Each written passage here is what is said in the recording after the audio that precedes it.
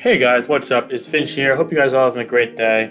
I noticed that there was a lot of support on some of the SSOU related videos I put out lately, and because of that, I actually wanted to start a little bit of a project. I don't want to call it like Metagame Mondays too, because it's not going to be on Mondays and it's going to be more sporadic, but basically, I noticed that there's some people that have some tendencies to use Pokemon in metagame that maybe are fun, and if you use them for fun, then please continue to do so, because having fun is the main goal of this game as a hobby, of course, but sometimes aren't optimal, or there are better alternatives in the context of the metagame. So because of that, for people who are looking to take it a bit more seriously and try to win the most games possible, I'm making a little series called Don't Use That, Use This. The idea for this series is loosely based off a thread on Smogon dating back all the way to 2013 by my boy Gary, who used to be a moderator I worked with and a good friend of mine.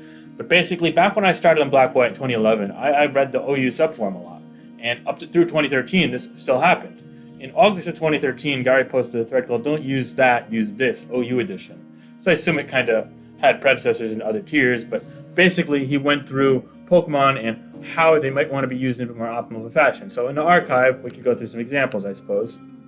So there were sets for different Pokemon. I guess the quotes don't really work, because it was a long time ago. But basically, let's say I post a set for something like Sylveon in SSOU. Sylveon is an okay Pokemon, but using it defensively tends to be outclassed by Clefable. And the main reason for that, and why you don't want to use Sylveon, is because it doesn't have access to Magic Guard, and despite having a bit more of firepower, Mystical Fire, pun intended, with Hyper Voice and Pixelate, its bulk is relatively comparable, and that is without being able to, deter damage from, say, Toxic, or Will-O-Wisp / Scaldburns, or, say, I don't know, Stealth Rock entry hazards, or damage from Sand, etc. All of a sudden, if you're taking that extra 12.5%, 6.25%, or scaled up damage, your bulk becomes a lot worse than Clefable instead of being marginally better. That, coupled with the fact that Clefable has access to Teleport, which is simply amazing, and honestly, perhaps even a bigger differentiator than Magic Guard, makes it so that physically defensive Wish Teleport Clefable outclasses Sylveon through and through. Now, you could make a point for using offensive Sylveon sets such as Choice Specs, I suppose. There's definitely a bit of a niche potential there over Clefable, but when it comes to being a Wish Passer, Clefable through and through outclasses Sylveon in the metagame right now. Teleport allows it to pass those wishes much better.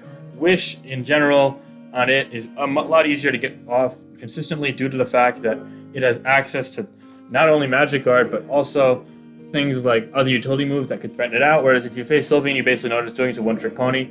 Clefable could be like a knockoff Thunderwave set, could be a Calm Minder, could be a Stealth Rocker, etc. So that versatility also comes into play. And ultimately, what I'm trying to say is that if you want to use a Wish-passing Fairy type, don't use Sylveon, use Clefable. So I think this is the primary example that is worth noting right now in the metagame. And these spreads virtually accomplish the same thing. Sylveon's defense here allows you to live a +2 acrobatics, and also 2 Choice Band Adamant or Shifu Close Combat or Wicked Blow. Same goes for this Clefable spread. In fact, Sylveon even has 1 or 2% more overall bulk on a special end as well. Maybe even 2 or 3%. It depends on the calc scale. But the point is that while Sylveon might have more natural bulk, its practical bulk is diminished drastically when you're taking 12.5%, 25%, 6.25%, depending on the specific residual damage, far more often than not upon entry due to how common entry hazards are in the metagame. Now you can argue, okay, I'll run heavy duty boots on Sylveon and I'll pair it with a cleric. Well, first and foremost, heavy duty boots means you're losing leftovers, so that's 6.25% removed right off the bat. Secondly, if you're running with a cleric, then that requires support, and the fact of the matter is that the best cleric in the metagame is Clefable as is. So yeah, it doesn't add up. The fact of the matter is that you probably do not want to be using a Wish Sylveon in the metagame right now. Using a Wish Teleport Clefable is simply going to leave you better off far more often than not. We do have some other examples. In fact, we're going to be going through 10 different Pokemon and either comparing them to other sets or similar Pokemon that fulfill a better niche than it, and explaining why we should not be using the former, but we should be using the latter. Now, this might be the most complicated one of the cases, and it's something that a lot of people have been asking me about personally. Chansey versus Blissey in the context of the SSU metagame. A lot of people were surprised to see Blissey being used not only in my recent video discussing it in my recent video, but also discussing it in Metagame Monday and seeing it a lot in the World Cup of Pokemon. And that is completely understandable, as Chansey has outclassed it for a number of generations now, dating all the way back to Generation 5. So what has changed? The short answer is heavy-duty boots. Heavy-duty boots allows for Blissey to function as a better pivot. So, for example, let's say you want to use Chansey or Blissey on this team as a special sponge that could come in, tank a hit, some say Floor Cannon from Magearna, or an Overheat from Rotom Heat, and then click Teleport, get out of there, bring in your faster attacker, such as Cinderace or Zeraora, and get them in safely. If you wish to do that, then using Blissey is better than using Chansey, because while Chansey, again, it has 5-6% better bulk on some calcs, even maybe even more potentially if there's larger scale damage, especially in the physical end. The fact of the matter is that with heavy duty boots, it's no longer taking things like, say, Stealth Rock and Spikes. And on top of that, it also is a far less susceptible to knockoff, because if Chansey loses its Eviolite, it actually becomes a lot less bulky than Blissey, whereas if Blissey loses to heavy duty boots, then it's simply taking Stealth Rock entry hazards and is already being paired with Mandibuzz or Corviknight on every team. Oh my god, why did I say Cofagrigus? So the fact of the matter is that as a pure specially defensive pivot with Teleport, insert reference to Friends when Ross says pivot, with the sofa that he's trying to get up the stairs. Oh god, please tell me you guys know what I mean. Please tell me at least someone is cultured to that. Oh my god. If you guys know what I'm referring to, let me know in the comments. I'll give you guys a heart for that, for sure. But anyway, solely as a pivot, Blissey is undoubtedly better, and because of that, it serves on a lot of teams with Cinderace and Zeraora as a bulky sponge, and it actually has a really nice niche in the metagame. And in fact, it's probably more common than Blissey in tournaments right now. And the latter, though, I think Chansey is more common, in particular because of stall teams where it can serve as a stealth rocker. So while you don't want to use pivot Chansey, you want to use pivot Blissey. You don't want to use stealth rock Blissey, you want to use Stealth Rock Chansey, because once you lose the prospect of pivoting, and you're looking at pure walling and utility, Stealth Rock fits a lot better on Chansey in my eyes, and you could justify it more on false stall teams because of that, as I forget the nature apparently.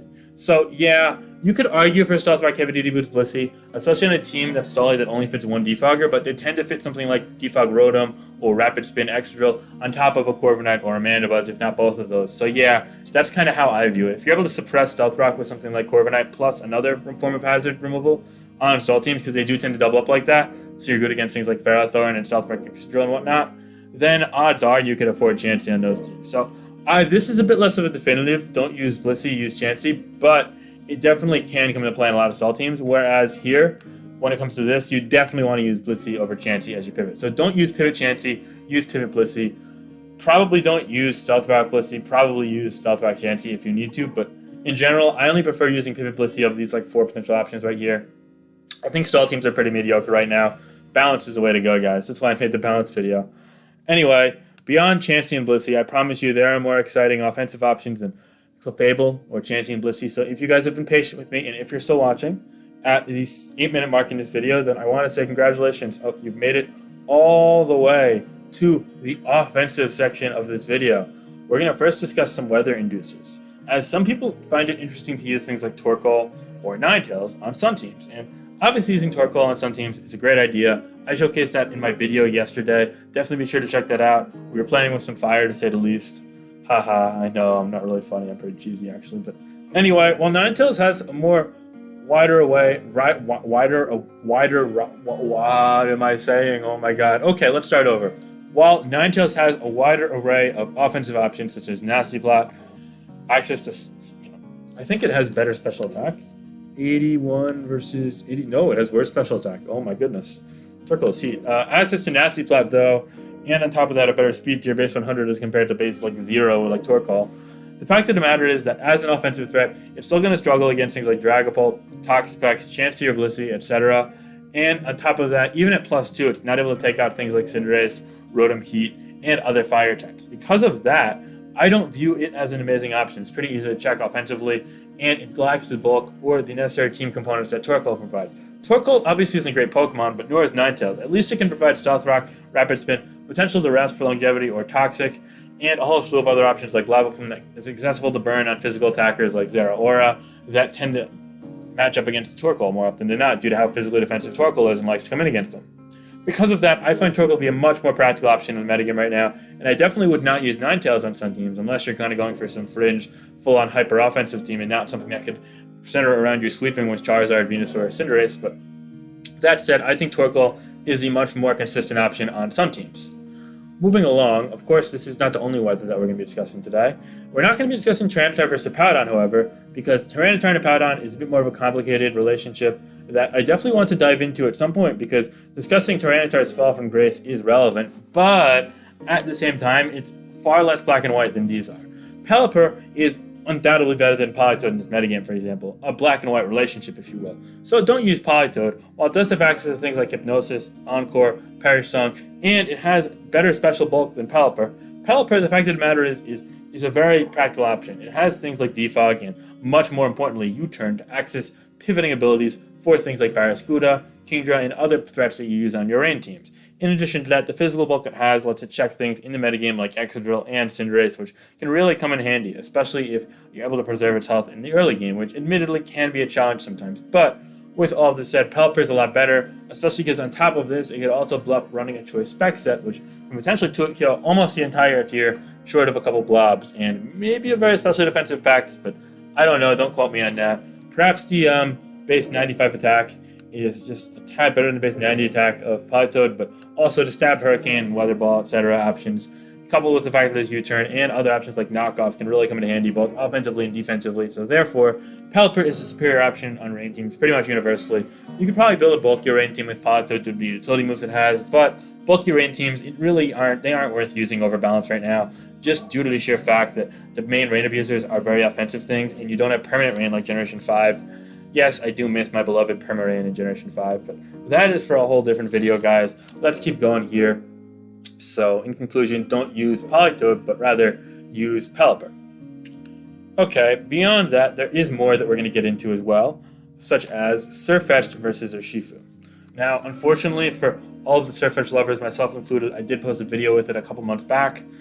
It really is outclassed by Urshifu. I know they do different things thanks to Surfetched having Scrappy, but Wicked Blow basically hits all the ghost types that you were kind of struggling against regardless of that. Sucker Punch gives it priority that's even stronger than First Impression and still hits Psychic types, but now it also hits ghost types. U-Turn is something that Surfetched wishes to get at, and Stab Wicked Blow is able to Talk Specs, which since Surfetched doesn't have something like Earthquake or any other ground move, it's walled by. So all of a sudden, the 40V missing Surfetched, it simply put, is outclassed completely by Urshifu. Urshifu is stronger. Urshifu is bulkier on the physical end, and I believe it's comparably bulky on the special end, but even a 1 or 2% bulkier. It's faster, and it has the dual stab, which also grants it resistances to things like, say, ghost types and immunity to psychic types, which Surfetched is weak to. So that comes really in handy. It does have an exacerbated weakness to opposing fairy types and a weakness to fighting types, but ultimately it doesn't really have to stay in or encounter those Pokemon as much as needed.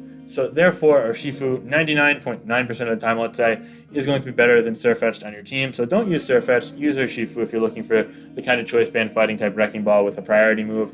Definitely fulfills that bill in my eyes. Moving forward, we're also going to be discussing a couple other Pokemon. Those Pokemon are going to be Excadrill, Cloister, Corviknight, Cinderace, and the dreaded Klefki, a Pokemon that I happen to despise. So stay tuned until all the way to the end if you want to hear my tearing apart of Klefki, I suppose. But anyway, coming in at number 1, 2, 3, 4, 5, 6. At number 6, we're already past the halfway mark. That's pretty cool. It's going to be Excadrill. Excadrill is a really complicated topic because, in my opinion, a lot of people love using Excadrill, and I happen to agree. Moldbreaker and Sandrush Excadrill are both superb in this metagame, and people are even flirting with Sandforce sets on the Sand teams that are undoubtedly some of the strongest options in the metagame right now. Unfortunately, they do have some shortcomings, such as the lack of speed from Sandrush and lack of kind of versatility that Moldbreaker presents. But with that said, we're going to be focusing on sheer moves that Excadrill can use. So don't use Stealth Rock, Earthquake, Iron Head, Rapid Spin. I know it seems standard. I know it fulfills so many roles. Roll compression, if you will. If you remember from Monday, that is kind of like the keyword that I was trying to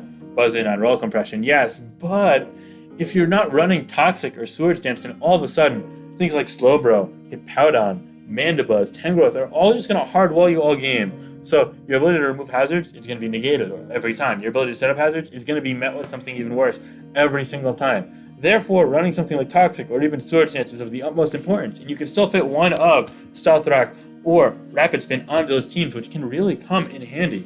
I know Rapid Spin seems too good to drop in some games due to the speed boost being amazing. I get it. I really do get it.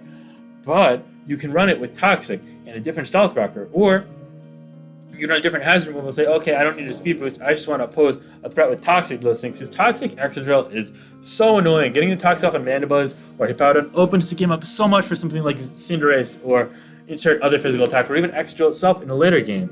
This spread is just a sample spread to take Aura Sphere from Magirna.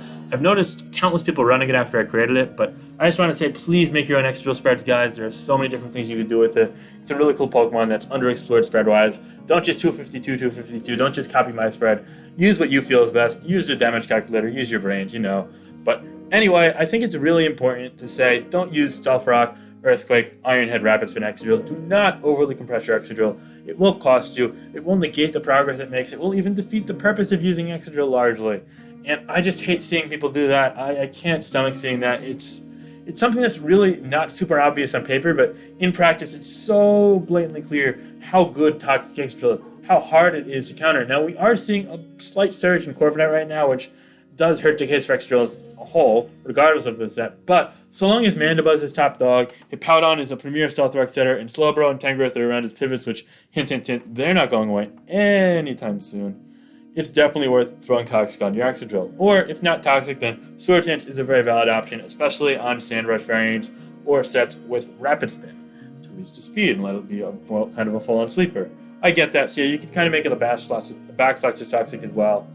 But ultimately, I believe that X-Drill in the metagame right now is an amazing option, but a lot of people misuse it, a lot of people overly compress it, a lot of people rely on it too much, both offensively and defensively, and you really can't be doing that, because it can only do so much, and in order for X-Drill to truly flourish, it's going to have to not be super compressed. It's going to have to instead be able to fulfill all of the necessary roles it can in order to serve your team, but if those roles can't be too widespread, you have 5 other Pokemon, so make use of those to the best of your abilities. Otherwise, you're going to pay the price, and you're not going to be able to make much progress in the long haul with Pokemon that you do crouch on to make quite a bit of progress, in my opinion. Anyway, proceeding past this, X-Drill is certainly not the last Pokemon that we're going to see this relationship with internally in terms of sets people use. In fact, Cloister is another one that is worth noting. A lot of people on the ladder make use of Focus Sash or even Life Orb with Explosion on Cloister, and in my opinion, if you want to use this as kind of a win condition, then the only way you can justify it is with King's Rock. And I know, I don't like using Cloister. Complete disclaimer. In fact, I hate Cloister. I really never use it. You noticed me ladder with Hyper Offense a lot in this channel. I think I've maybe used Cloister 1 or 2 times. But with that said, if you're going to use it, the main niche for using it is Skill Link plus King's Rock with these moves.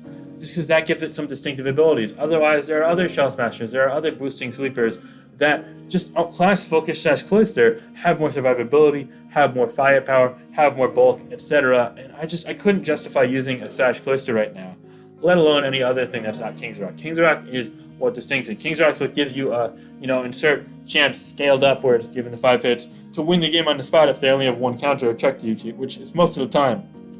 It gives you this dynamic ability to just win the game no matter how much stupid shit you did prior to it, which is honestly kind of a bailout button that a lot of ladder players take advantage of, and hey, good for them. They're making the most of their resources. I don't love it. I don't use it myself, but, if you're gonna go for it, then at least do it right, So, yeah, I think that's worth noting as well.